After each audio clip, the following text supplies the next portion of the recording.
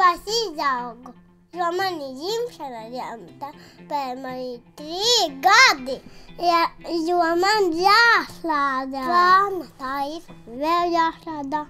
Tāpēc. Kāpēc tu neredzi iekmiņu? Es vispār nezinu. Ko nezinu? Tagad gribu. Jā, pasādā. Un tad iebraušu dejot. Labāk gribu mostiklāsot.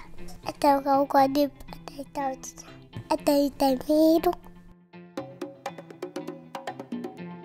Viens no visnozīmīgākajiem vecāku uzdevumiem ir sadzirdēt, izprast un atbalstīt savu bērnu.